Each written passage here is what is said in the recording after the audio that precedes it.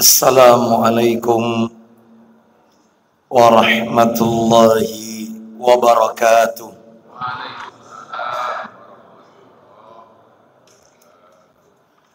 Alhamdulillah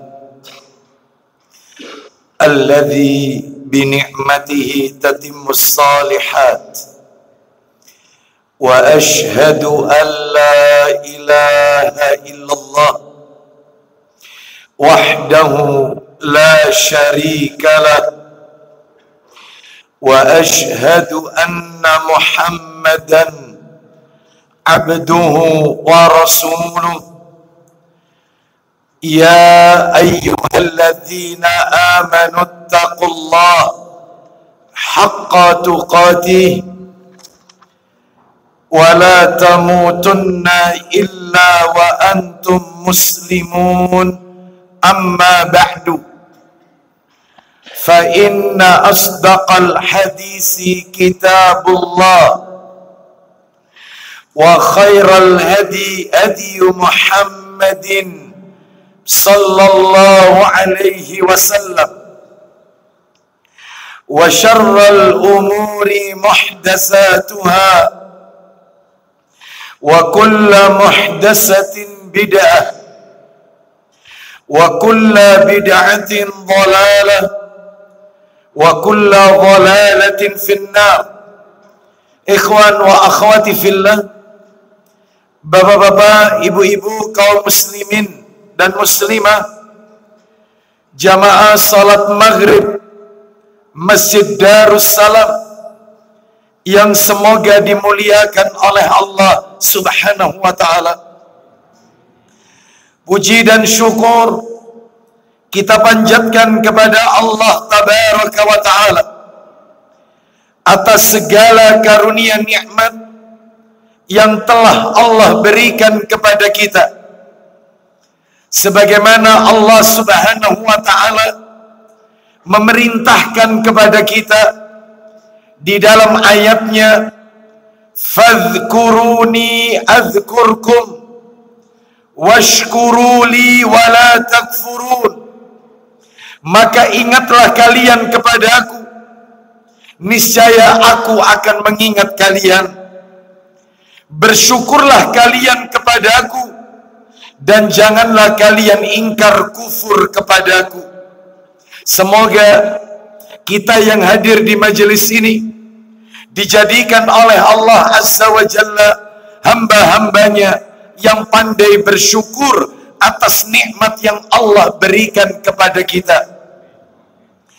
Dan di antara sekian banyak kenikmatan-kenikmatan tersebut, yang kita rasakan pada malam hari ini adalah Allah Subhanahu wa ta'ala memberikan kepada kita kemudahan dan kesempatan untuk melaksanakan ibadah kepada Allah Subhanahu wa ta'ala. Diawali dengan salat maghrib, dilanjutkan dengan talabul ilmi, dan berakhir dengan melaksanakan salat isya yang dikerjakan secara berjamaah pula. Semoga seluruh rangkaian amal ibadah yang kita lakukan pada malam hari ini diterima dan diridhai oleh Allah Subhanahu wa ta'ala. Bapak ibu kaum muslimin dan muslimah rahimani wa rahimakumullah, malam hari ini kita akan melanjutkan pembahasan kita.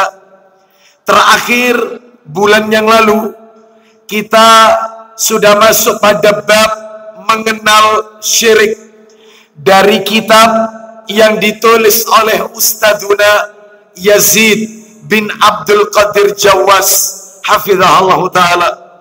Kitab beliau yang kita kaji secara rutin di Selasa pekan keempat di Masjid Darussalam ba'da maghrib adalah syarah rukun Islam, penjelasan tentang rukun Islam. Dan kita masih berada pada pembahasan syahadat yang pertama, yaitu syahadatain. Pada pembahasan rukun Islam yang pertama, yaitu syahadatain, persaksian atas dua kalimat syahadat. Dan kita sudah masuk pada bab mengenal syirik. Kalau tidak salah, bulan yang lalu saya sudah sampaikan definisi syirik. Apa itu makna syirik? Intinya syirik itu menyamakan Allah dengan makhluk, atau sebaliknya menyamakan makhluk dengan Sang Khalik pada perkara-perkara yang menjadi kekhususan Allah Subhanahu wa ta'ala. Intinya syirik itu begitu definisinya. Dan yang kedua, saya juga sudah menyampaikan macam-macam syirik dan perbedaannya. Syirik dibagi menjadi dua. Ada syirik besar, ada syirik kecil. Ada syirkul akbar, ada syirkul asgar. Ada syirik yang besar, ada syirik yang kecil. Perbedaannya, kalau syirik besar maka dapat mengeluarkan pelakunya dari Islam. Sedangkan kalau syirik kecil, dia tidak mengeluarkan pelakunya dari Islam, namun dapat mengurangi tauhid dan bisa menjadi wasilah menuju ke syirik besar.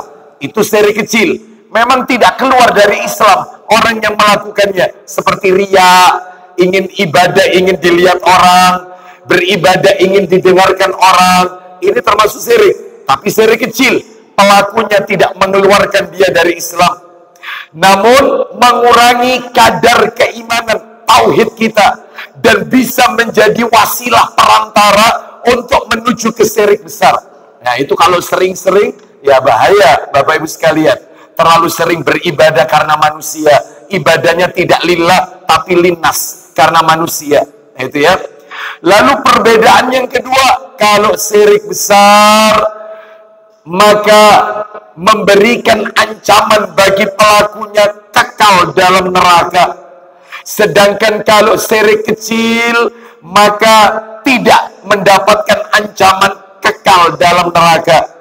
Makanya Bapak Ibu, saya tidak bosan-bosan, mudah-mudahan Bapak Ibu masih ingat penduduk neraka yang kekal itu, yang permanen, yang abadi, tidak mungkin keluar dari neraka, permanen, ya cuma 3 golongan manusia.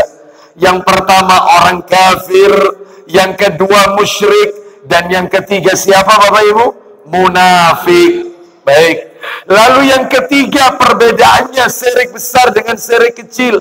Syirik besar maka dapat menghancurkan, menghapus seluruh amalan saleh, pundi-pundi amal yang selama ini dia kumpulkan dihapus oleh Allah. Zero, kosong, nggak dapat apa-apa. Itu syirik besar. Adapun kalau syirik kecil, yang dihapus amalannya oleh Allah adalah perbuatan amal soleh yang ketempelan syirik kecilnya saja. Jadi seluruhnya tidak. Contoh, sholat 5 waktu, subuh, duhur, asar, maghrib, isya. Sholat subuh, dia masih ikhlas karena Allah. Sholat duhur, dia masih karena Allah. Ternyata ketika tadi sholat asar, dia mengerjakannya ingin dilihat orang, diperlama sholatnya, dikhusyuk-khusyukkan ibadahnya, karena dia tahu kalau ada orang yang melihat dia. Maka yang dihapus itu ya asarnya saja. Yang duhur, subuh, apalagi sebelumnya, asalkan masih karena Allah, tidak dihapus oleh Allah Azza wa Jalla. Lah kalau tobat Ustaz orangnya, apakah yang dihapus itu dikembalikan lagi? Tidak. Kalau sudah terhapus, selesai, sudah terhapus. Sekali terhapus, selesai terhapus. Tidak mungkin dikembalikan lagi. Oleh karena itu jangan main-main dengan perbuatan yang satu ini, yaitu syirik. Tobat bisa diterima, tapi amalan sekali hilang, tetap hilang. Lalu bagaimana untuk menutupinya? Perbanyak sholat sunnah. Kejar dengan melakukan amalan-amalan yang lain. Ya, Bapak Ibu sekalian, oleh karena itu maka ini bahaya daripada perbuatan syirik. Lalu kemudian sekarang malam hari ini kita akan masuk pada bahaya syirik. Dan ini yang belum saya sentuh, belum saya sampaikan. Apa sih dampak buruknya orang itu kalau melakukan syirik? Mungkin sebelum masuk ke sini, saya yakin Bapak Ibu dalam hati bertanya, kayak apa sih Ustadz contohnya syirik besar itu? Kalau syirik kecil kan jelas, riya, sum'ah, itu syirik kecil.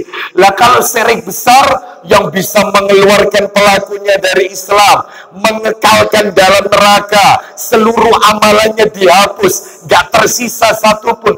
Kayak apa itu perbuatannya? Banyak Bapak Ibu di masyarakat kita. Seperti menyembah kepada selain Allah, dia beribadah kepada selain Allah, atau berdoa kepada selain Allah, meminta bukan kepada Allah tetapi meminta kepada selain Allah. Contohnya kepada orang-orang soleh yang telah mati, kuburan orang-orang soleh. Ini syirik besar Bapak Ibu. Ya, menyembelih tidak ditujukan kepada Allah, tetapi menyembelihnya ditujukan kepada jin penguasa alam.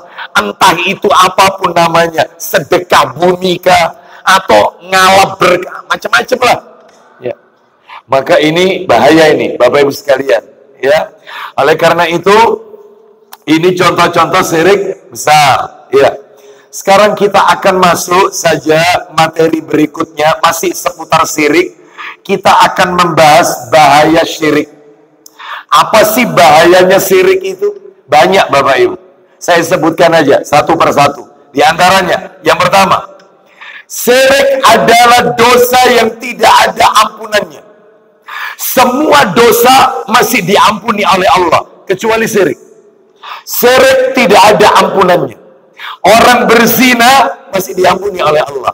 Orang mencuri masih diampuni oleh Allah. Tapi syirik gak ada ampunannya, kecuali orangnya taubat dan berjanji untuk tidak mengulangi kembali, serta dia kembali mentauhidkan Allah, baru tobatnya diterima. Tetapi jika dia tidak berhenti dari kesyirikannya, ya, maka dalam hal ini dosanya tidak akan pernah diampuni oleh Allah Azza wa Jalla. Mana dalilnya dosa syirik tidak ada ampunannya? Dalilnya Allah berfirman di dalam Al-Quran, suratnya surat yang keempat An-Nisa, ayatnya 48. Allah Ta'ala berfirman, An-Nisa 48.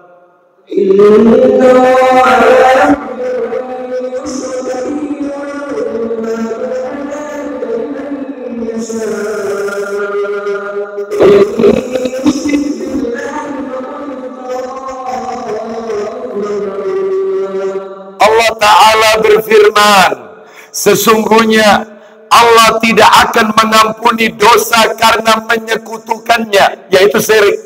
Dan dia mengampuni dosa yang selain syirik bagi siapa yang dia kehendaki. Tahu jelas, barang siapa yang mempersekutukan Allah, yaitu syirik, maka sungguh dia telah berbuat dosa yang besar.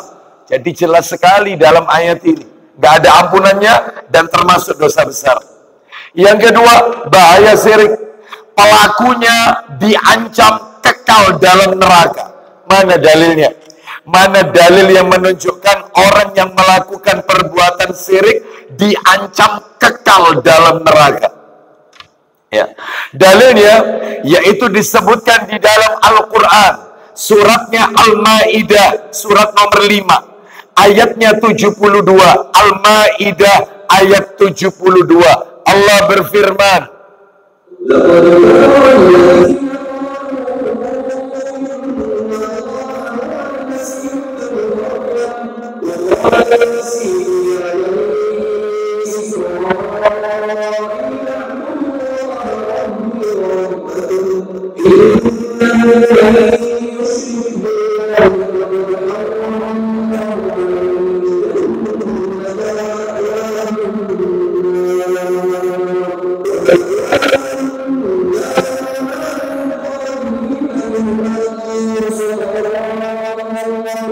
Allah Ta'ala berfirman, Al-Ma'idah 72, sungguh telah kafir.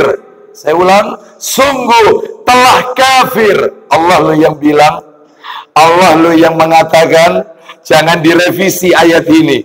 Allah ulang, saya ulang lagi ya. Allah berfirman, sungguh telah kafir Memangnya siapa yang divonis kafir itu? Lanjut. Orang-orang yang berkata, sesungguhnya Allah itu dialah Al-Masih putra Maryam. Jadi mereka yang di luar sana, yang mereka mengatakan Isa itu Tuhan, mereka mempertuhankan Isa, Allah yang bilang kafir. Kok aneh ada orang anti mengucapkan kafir? Ya tolong dirubah saja surat non-muslim.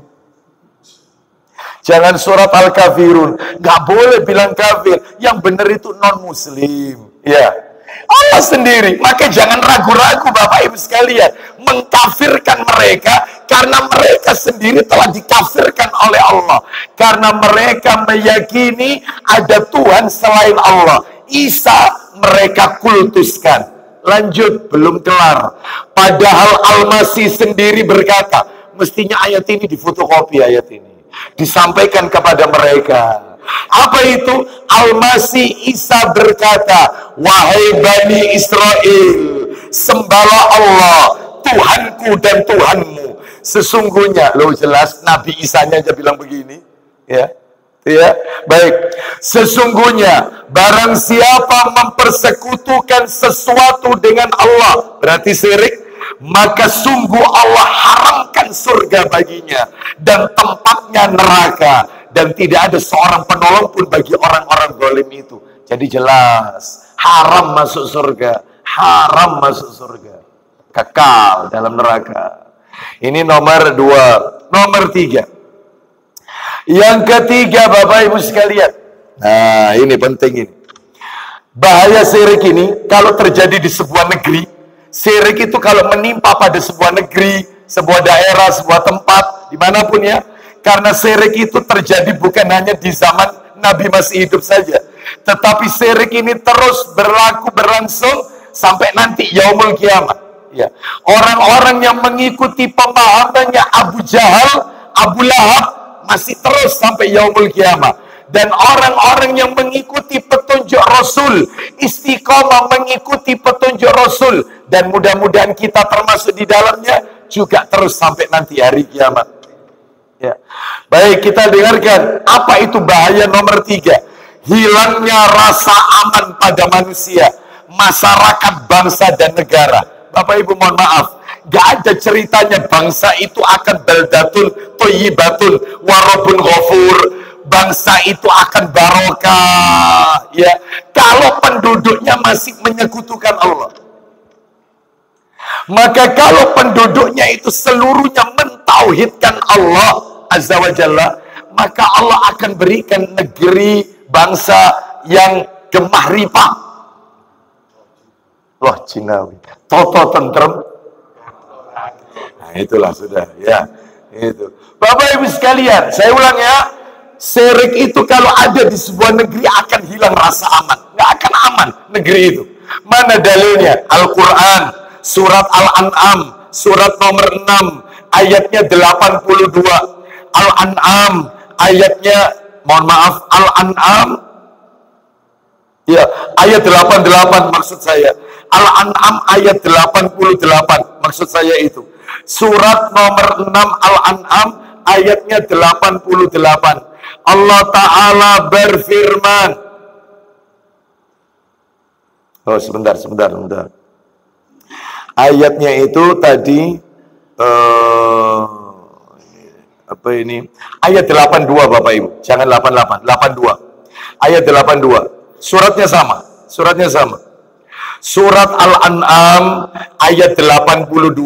Allah berfirman.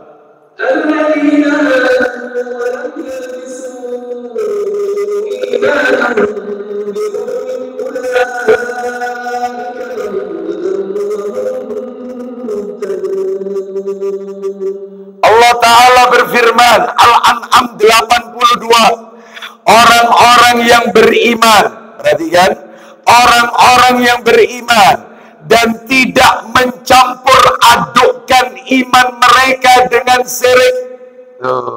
Imannya tidak terkontaminasi dengan syirik. Mereka itulah orang-orang yang mendapat rasa aman dan mereka mendapat petunjuk. Jadi kalau di suatu negeri syiriknya luar biasa, maka Allah tidak akan memberikan keamanan di negeri itu. Allah tidak akan memberikan pemimpin yang saleh. Allah tidak akan pernah memberikan keberkahan di negeri tersebut. Ya, kenapa? Karena penduduknya melakukan kemungkaran paling besar, maksiat paling besar, kemungkaran paling besar, dosa paling besar, kezaliman paling besar, syirik. Ini sudah dedengkotnya ini sudah. Bapak Ibu. Oleh karena itu, maka ini menunjukkan kalau negeri itu mentauhidkan Allah, kalau negeri itu mentauhidkan Allah Azza wa Jalla, seperti kisah kaumnya Nabi Yunus alaihissalam. Kaumnya Nabi Yunus alaihissalam, jumlah kaumnya Nabi Yunus jumlahnya 100.000. Mereka tinggal di daerah Ninaif atau Ninawa, yaitu di daerah Irak, Bapak Ibu sekalian. Lalu kemudian Nabi Yunus alaihissalam sebelum masuk ke perut ikan yang besar itu, beliau ingatkan kepada kaumnya. Itu ada itu di dalam Al-Quran. Kalau tidak salah surat Yunus. Coba kita intip dulu sebentar ya. Surat Yunus itu surat nomor 10 Bapak Ibu. Surat nomor 10, surat Yunus itu. Ya, ayatnya Bapak Ibu sekalian, ayatnya surat Yunus ayat yang ke 98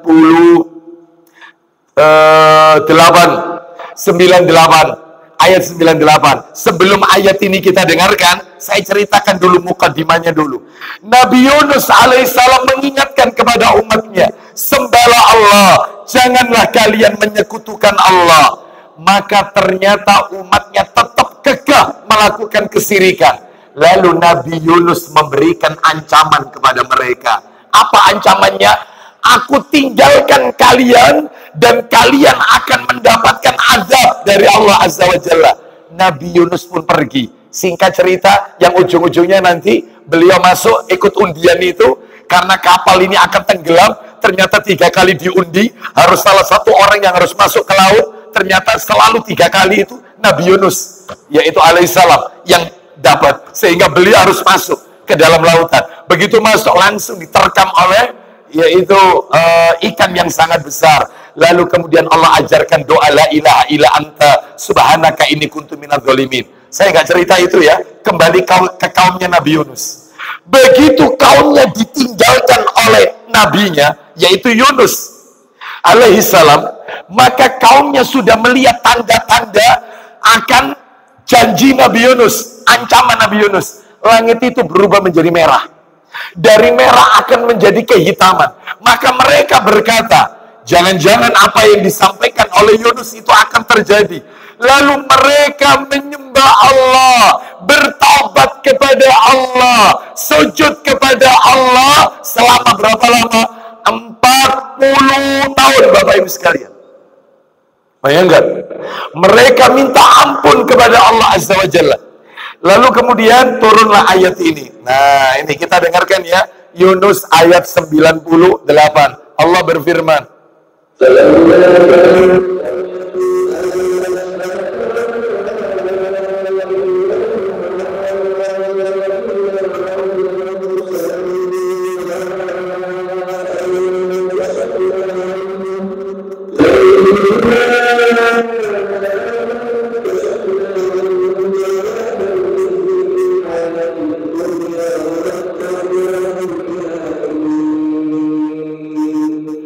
Ta'ala berfirman, surat Yunus ayat 98, maka mengapa tidak ada penduduk suatu negeri pun yang beriman, lalu imannya itu bermanfaat kepadanya selain kaum Yunus. Ayat ini sindiran sebenarnya Bapak Ibu.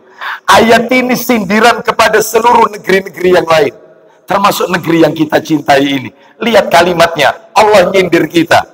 Mengapa tidak ada penduduk suatu negeri yang beriman, lalu imannya itu bermanfaat kepadanya selain kaumnya Yunus? Itu kalau bahasa sepanjang loh ya, bahasa tempat saya, kletek. Apa gak ada yang niru kayak kaumnya Nabi Yunus? Tiruan kaumnya Nabi Yunus itu kira-kira bahasa tempat saya kira-kira. Saya nggak tahu bahasa Wisma Tropodo gimana. Ya, saudara tuh gemes aku ya. Gitu.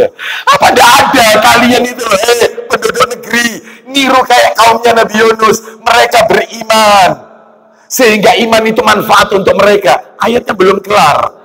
Kami hilangkan dari mereka azab yang menghinakan dalam kehidupan dunia, dan kami berikan kesenangan kepada mereka sampai waktu tertentu. Diganti, azabnya itu diangkat, Allah turunkan berkah. Negeri Yunus alaihissalam. Ini menunjukkan kepada kita pentingnya mentauhidkan Allah supaya negeri ini aman. Ya, tapi kalau masih melakukan syirik, apalagi sekarang semakin mendekati tahun depan ini ya, tahun politik dan seterusnya, tidak sedikit di antara kaum muslimin yang ngalah berkah ke tempat-tempat yang dikeramatkan agar terpilih. No, hati-hati ya, hati-hati ini. Mana bisa Allah berikan pemimpin soleh kalau sudah seperti ini. Baik. Mudah-mudahan Allah berikan negeri ini pemimpin yang taat kepada Allah Azza wa Jalla, pemimpin yang soleh, dan orang-orang yang ada di sekitarnya pun orang-orang yang taat dan soleh. Ya. Kita lanjutkan sekarang yang nomor 4, bahaya syirik. Masih bahaya syirik. Bahaya syirik itu adalah seluruh amalannya dihapus oleh Allah. Orang melakukan syirik, amalannya dihapus. Dalilnya di mana? Suratnya sama, Al-An'am, kembalikan tadi. Ayat 88, yang nggak jadi tadi. Tadi kan awalnya 88, terus pindah ke 82. Sekarang 88 ini. Ya. Orang melakukan syirik itu amalannya dihapus semuanya. Allah Ta'ala berfirman, Al-An'am ayat 88.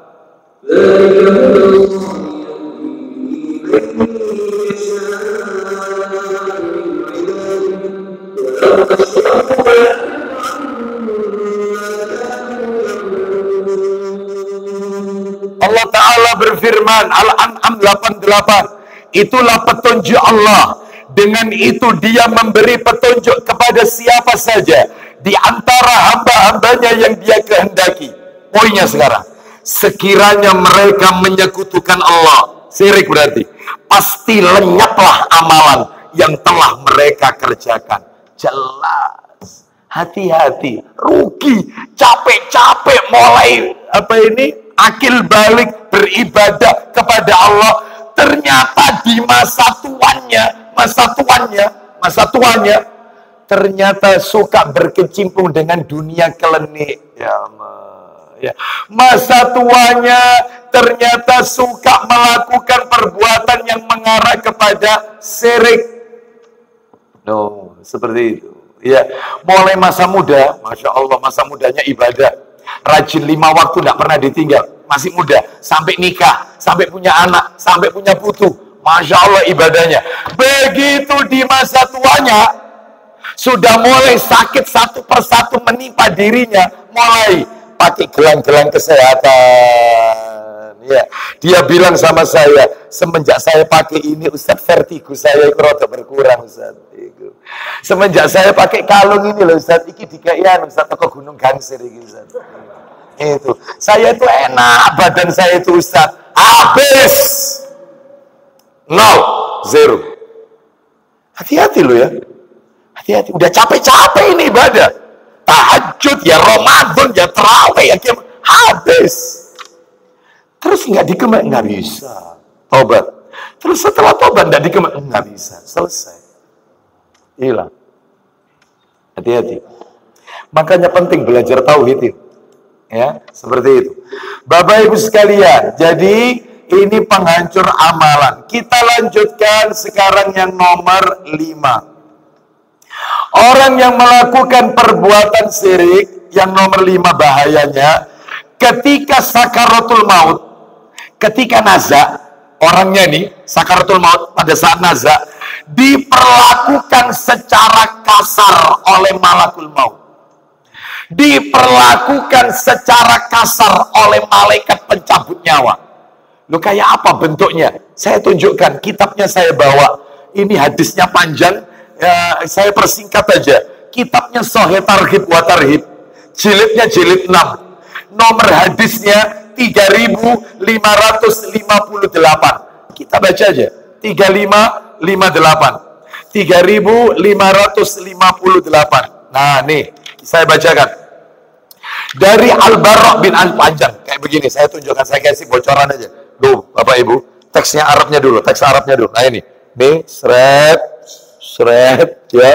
Wow, kayak gini Bapak Ibu. Ya, karena di dalam hadis ini menceritakan tentang proses keluarnya ruh mukmin dan proses keluarnya ruh orang-orang kafir, termasuk pelaku syirik. Itu mulai dari ruh itu di telapak kaki, naik ke lutut, lutut naik ke pinggul, pinggul naik ke dada, dada sampai ke kerongkongan. Itu yang mencabut pembantu-pembantunya malaikat maut yang datang lebih dahulu. Dia datang lebih dahulu. Lalu kemudian ketika roh itu sudah sampai di kerongkongan, sudah mendesak, sebagaimana Allah berfirman dalam Al-Quran, surat apa itu? Kalla idza balaghatit tarat wa qila man raq. Sekali-kali jangan, apabila nafas sudah mendesak sampai di kerongkongan, seperti orang kesedak, keselak. Itu eksekutornya cuma satu Bapak Ibu. Jadi yang awal itu yang mencabut pembantu malaikat maut, khusus ketika roh di kerongkongan, eksekutornya cuma satu, malakul maut. Nah di situ sakitnya Bapak Ibu sekalian. Kita dengarkan ya, tapi kalau orang beriman, roh itu jalan. Itu sama Nabi diibaratkan seperti air yang mengalir dari mulut tikus. Lancar, Masya Allah. Kita dengarkan. Yang langsungnya horor aja dulu ya, langsung aja yang horor. Yaitu orang musyrik yang meninggal. Ya, nah ini langsung. Kita baca langsung. Dari Al-Bara' bin Azib radhiyallahu anhu, dia berkata, Rasulullah SAW bersabda, saya langsung baca proses keluarnya roh orang-orang musyrik, orang-orang kafir, orang-orang zalim.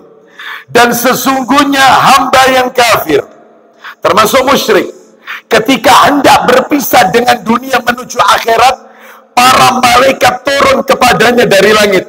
Para malaikat, berarti lebih dari satu. Wajah mereka hitam kelam. Mereka membawa kain kafan yang kasar. Mereka duduk darinya sejauh mata memandang.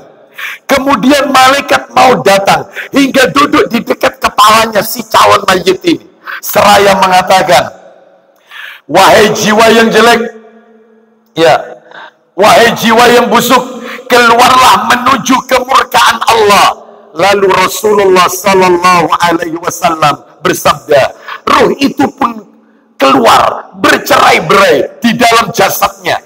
Jadi jasadnya roh ini belum keluar, sudah di jasad masih nempel, itu sudah bercerai-berai, udah nggak karu-karuan. Bapak Ibu pengen tahu kenapa sebabnya? Saya potong dulu. Ayo kita dengarkan ayat Quran supaya nyambung sama ini, supaya nyambung. Allah berfirman surat Muhammad. Surat Muhammad itu surat 47. Ini saya potong dulu tadi terjemahnya supaya nyambung sama hadisnya.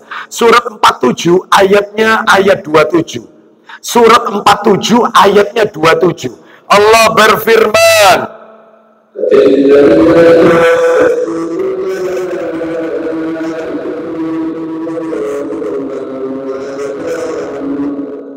Allah Ta'ala berfirman, surat Muhammad ayat 27, maka bagaimana nasib mereka apabila malaikat maut mencabut nyawa mereka sambil memukul wajah dan punggung mereka, karena nggak mau keluar.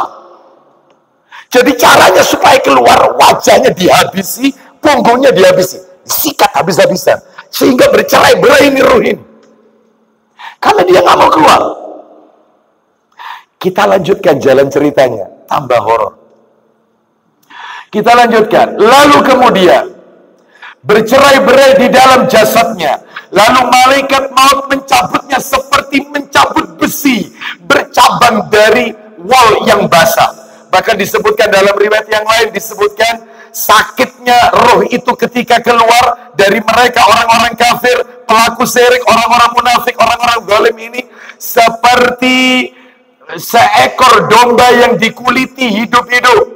Bahkan rasa sakitnya seperti sabetan 100 kali sabetan pedang, lalu lukanya disiram dengan cuka. Seperti itulah sakitnya. 100 kali sabetan pedang, lalu lukanya disiram sama cuka. Seperti itulah perih sakitnya ketika roh kafir keluar. Malaikat maut mencabutnya. Sudah ya? Apabila dia sudah memegangnya, sudah dipegang ini roh itu, maka para malaikat itu yang datang lebih awal tidak membiarkannya di tangan malaikat maut itu, meski hanya sekejap. Itu yang datang awal itu, hingga mereka meletakkannya di atas kain yang kasar itu, kain kafan itu. Kemudian menebar darinya bau busuk seperti bangkai yang paling busuk di muka bumi. Para malaikat itu membawanya naik ke langit. Jadi jasadnya masih di Sidoarjo, ruhnya naik ke langit. Ruhnya ini jenazah masih diambil ini, masih banyak yang takziah, masih ditutupi sewek ini jenazahnya. Ini ruhnya naik ini ke atas. Ya. Terus para malaikat itu membawanya naik. Mereka tidaklah melewati sekelompok malaikat, melainkan pasti malaikat yang ada di langit berkata, "Mahada rohul khabis." Rohnya siapa yang busuk ini baunya? Maka malaikat yang membawa mayit ini, roh mayit ini menjawab, "Fulan bin Fulan," dengan menggunakan namanya yang paling buruk di dunia. Sampai kemudian mereka tiba di langit pertama, langit dunia. Roh ini sampai di langit dunia. Maka dimintalah agar dibukakan untuknya, namun tidak dibukakan. Berarti kalau begitu setiap langit itu punya pintu. Ya, Allah berfirman surat An-Naba, "Wa futihatis sama'u fakanat abwaba." Dan apabila pintu-pintu langit telah terbuka, ada di surat An-Naba, tiap langit itu punya pintu, Bapak Ibu sekalian. Maka mereka tidak mau bukakan. Kemudian Rasul membacakan ayat. Nanti dicek ya, nanti ayatnya dicek. Surat Al-A'raf ayat 40. Surat 7 ayat 40. Artinya begini, sekali-kali tidak dibukakan bagi mereka pintu-pintu langit. Dan tidak pula mereka masuk surga, hingga onta bisa masuk ke lubang jarum. Oh itu, lanjut. Lalu Allah berfirman kepada malaikat ini yang bawa ruh itu. Apa kata Allah? "Tulislah catatan hambaku ini di sijin, daftar penduduk neraka. Ya, dan letakkan dia di lapisan bumi yang paling bawah."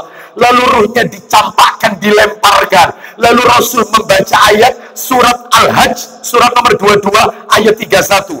Barang siapa yang menyekutukan Allah, maka seolah-olah dia jatuh dari langit, lalu disambar oleh burung, atau diterbangkan angin ke tempat yang jauh. Ya, ini nasibnya orang pelaku syirik. Jadi pintu tidak dibukakan, kata Allah, maka tulis hambaku itu di sijin, bukan iliyin, sijin, daftar penduduk neraka. Letakkan dia di dasar bumi yang paling bawah. Lalu kemudian tidak diantar itu, dilempar dari atas. Dilempar, menunggu mayat ini dikuburkan, menunggu jasad, karena nanti roh ini dikembalikan lagi ke jasad. Menunggu, begitu jenazah ini jasadnya dimiringkan menghadap kiblat, ditutup dengan tanah, ditutup dengan papan, diurut dengan tanah, barulah kemudian proses itu terjadi. Jadi mayat ini rohnya dilempar dari atas langit. Surat Al-Hajj, surat 22 ayatnya 31. Lanjut. Kemudian ruhnya dikembalikan ke jasadnya. Loh, balik. Ruhnya dikembalikan ke jasadnya. Lalu dia didatangi oleh dua malaikat. Lalu mereka mendudukkan mayit ini. Duduk, Pak. Duduk mayit ini. Lalu kemudian kedua malaikat itu berkata, "Marabbuka." Maka mayit ini menjawab, "La adri." La adri, aku tidak tahu. Lalu kemudian ditanya, "Wa madinuka?" La adri. "Wa man nabiyuka?" Siapa nabimu? Semua dijawab, "La adri." Aku tidak tahu. Rasul bersabda, kedua malaikat itu berkata, dan seterusnya. Lalu ada penyeru dari langit. Nah, dia berdusta. Hamparkan tempat tidurnya dari neraka. Bukakan untuknya pintu ke arah neraka, sehingga panasnya neraka dan yaitu baunya neraka sampai ke badannya. Jadi dia belum masuk neraka, dia itu dikubur sudah tahu tempat saya bakal di sana. Baunya neraka sudah tercium dari kuburnya. Alamatnya jelas, adresnya jelas. Dia sudah tahu. Beda sama orang beriman. Itu surga itu dibuka, dia tahu alamat saya nanti di sana. Tinggal menunggu di alam barzah, penantian, yaitu yaumul akhir. Berarti, terus, belum kelar ini. Saya tuntaskan dulu, baru kita dengarkan adzan, kumandang adzan. Kuburnya dipersempit, sampai tulang-tulang rusuknya bertumpukan. Kemudian dia didatangi oleh seseorang yang wajahnya buruk, pakaiannya jelek, baunya busuk. Lalu dia yang datang itu berkata kepadanya, bergembiralah engkau dengan sesuatu yang akan menyusahkanmu. Inilah harimu yang dijanjikan dulu. Dia si mayit mengatakan, man anta, siapa engkau ini? Lalu orang itu, mayit ini berkata, siapa engkau? Tampangmu adalah tampang orang yang datang membawa keburukan. Lalu orang ini menjawab, aku adalah amalan burukmu, aku ini khomermu yang kau minum, aku ini zinamu, aku ini kurang ajarmu kau sama orang tuamu, aku ini ribamu, aku ini suka meninggalkan sholat. Jadi dirupakan makhluk yang buruk yang menemani mayit ini sampai kiamat. Sudah tersisa model gimana ini? Lalu si mayit mengatakan, ya Rob, jangan bangkitkan hari kiamat, ya Rob, jangan bangkitkan dia, karena dia sudah tahu dikubur aja sudah kayak begini, apalagi nanti hari berbangkit. Oleh karena itu, maka inilah azabnya mereka orang-orang yang suka menyekutukan Allah, melakukan perbuatan syirik. Ya. Baik Bapak Ibu sekalian, saya tutup dulu kita skoras, kita dengarkan kumandang adzan Isya. Setelah itu nanti kita lanjutkan yang tersisa. Tinggal 3 poin lagi tersisa. Wassallallahu ala nabiyyina wa ala alihi washabihi wasallam.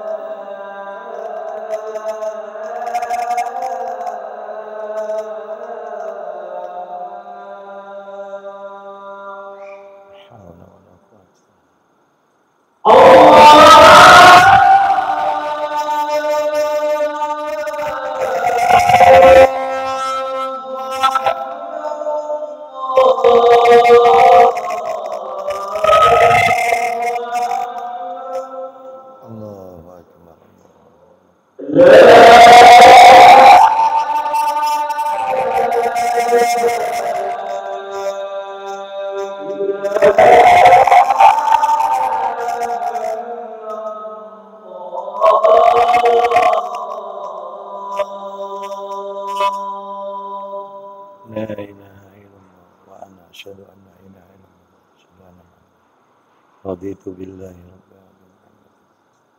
Allahumma salli ala Muhammad wa ala Allahumma barik. Allahumma rabbana.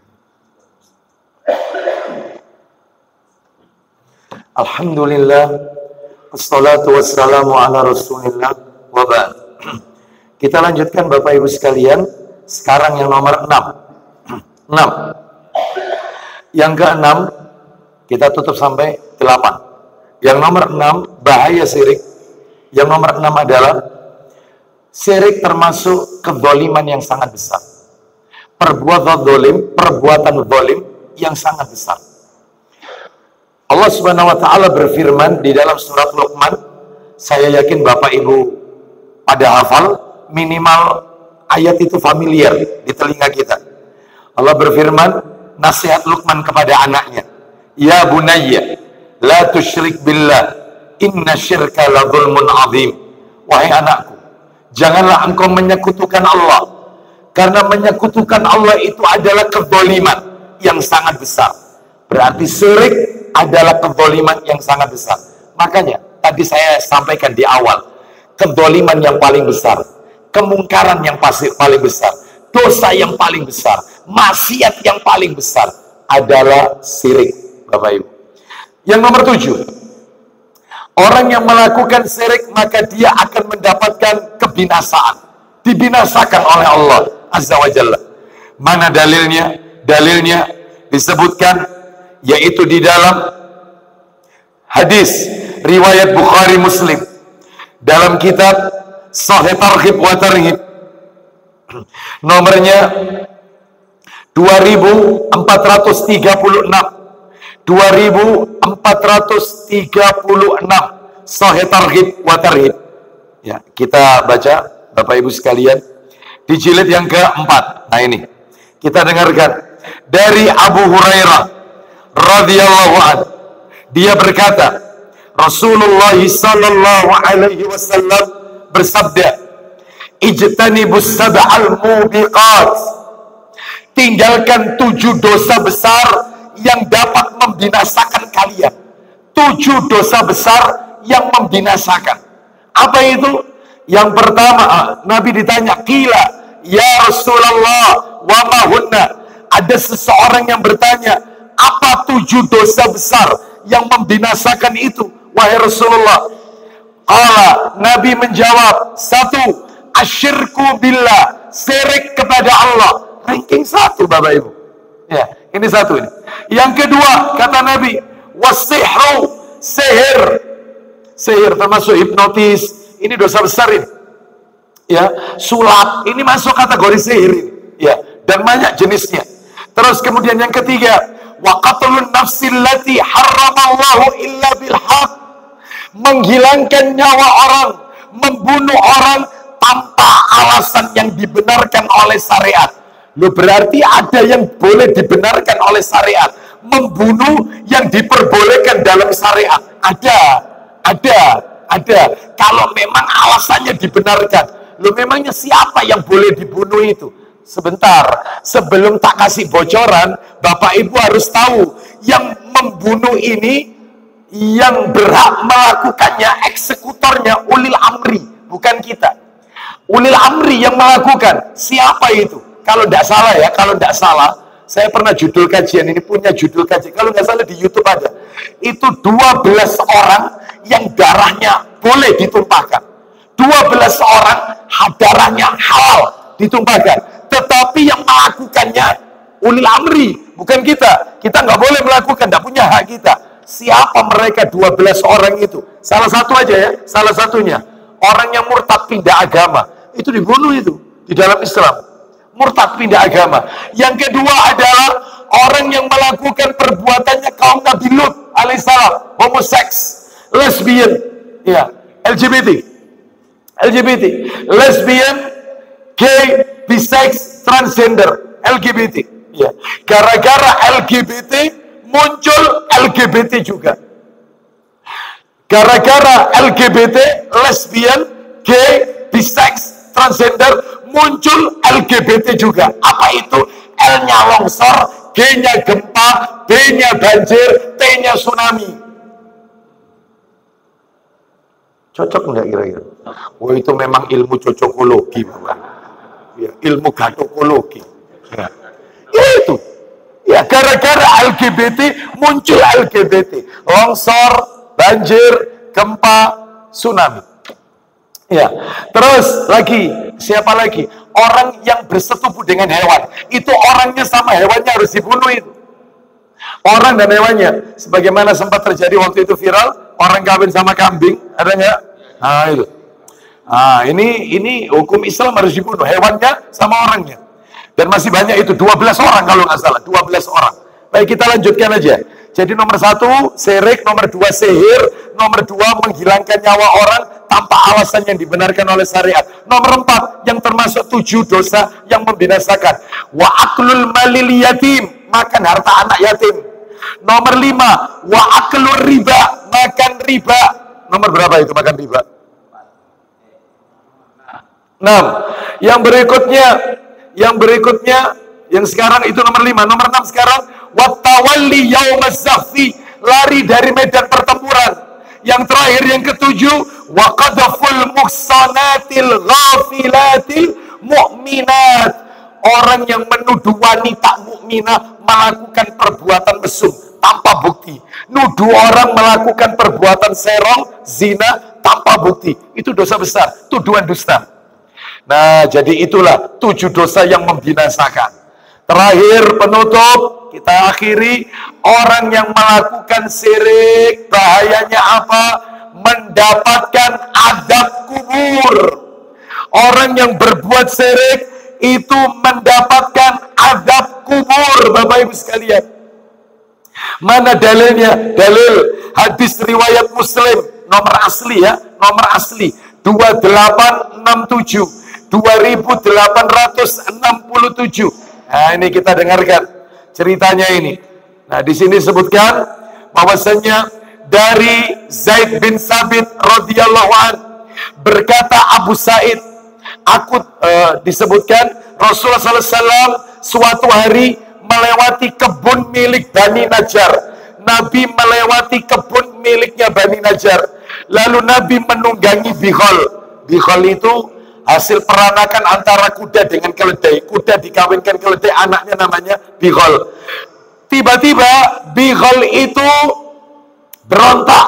Lalu Nabi mau jatuh. Rupanya di situ ada 6 kuburan atau 5 atau 4 kuburan. Di situ, di kebun itu, Bani Najjar itu. Maka Nabi SAW ketika lihat kuburan itu, Nabi berkata kepada para sahabat. Apa kata Nabi? Nabi bersabda, Nabi mengatakan, ini, man ya'rifu ashaba hadhil akbur, siapa di antara kalian yang tahu orang yang dikebumikan ini, yang dikubur ini siapa? Faqala rajulun, seorang laki-laki berkata, ana, saya yang tahu. Qala, Nabi menjawab, famata-mata haula, mereka ini matinya kenapa? Mereka ini kok bisa meninggal itu kenapa? Maka orang ini menjawab, matu fil isyrak, mereka ini mati karena berbuat syirik. Lalu Nabi bersabda, inna hadhil ummata tubtala fi quburiha falaula an la tadafanul la da'autullaha an yusmi'akum. Ya, kama qala Nabi sallallahu alaihi wasallam. Kata Nabi, mereka ini sedang disiksa oleh Allah karena dosa yang mereka lakukan. Mereka sedang mendapat azab kubur karena perbuatan syirik yang mereka lakukan. Loh, jelas sekali. Berarti orang yang berbuat syirik akan mendapatkan azab kubur. Mudah-mudahan Allah wafatkan kita dalam keadaan mentauhidkan Allah. Semoga Allah mewafatkan kita kelak dalam keadaan husnul khatimah. Saya tutup materi pada malam hari ini. Tinggal 1 materi tersisa, tinggal satu, utang saya tinggal satu, seputar sirik tinggal satu. Saya akan sampaikan bulan depan. Apa itu? Kesirikan di negeri plus 62. Bentuk-bentuk sirik di negeri plus 62. Jangan sekarang. Nantikan episodenya pada kesempatan yang akan datang. Insya Allah. Demikian yang bisa kami sampaikan. Semoga menjadi tambahan ilmu yang manfaat. Dan kita tutup. Wassallallahu ala nabiyyina wa ala alihi wa sahbihi wa sallam. Subhanakallahumma wa bihamdika. Asyhadu an la ilaha illa anta. Astaghfiruka wa atubu ilaik. Wa akhiru da'wana anilhamdulillahi rabbil alamin. Assalamualaikum warahmatullahi wabarakatuh.